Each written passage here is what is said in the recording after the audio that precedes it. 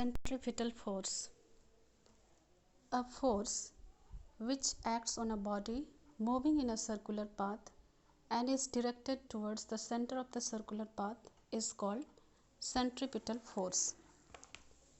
And the expression for the centripetal force is given by F is equal to mv square by r.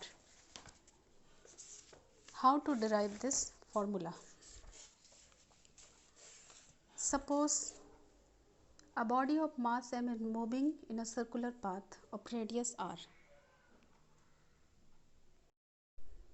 This is the body of mass m which is moving in a circular path of radius r. And the force acting on this body, which is responsible to keep the body in its orbit, is the centripetal force, which acts towards the center of the circular path. Now, when the body is moving in a circular path, the motion of the body is accelerated motion, as the direction of the body keeps on changing continuously. And this acceleration is called centripetal acceleration. And this acceleration is directly proportional to the square of the velocity.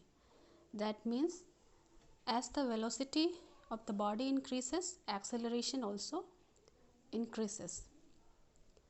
And this acceleration is also inversely proportional to the radius of the circular path. And so we can write acceleration inversely proportional to 1 by r. And when we combine these two equations, we obtain acceleration is equal to v square by r.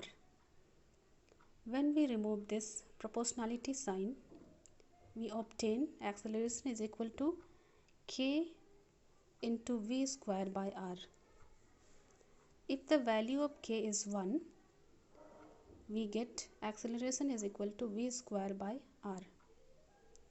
From Newton's second law of motion, we know force is equal to mass into acceleration.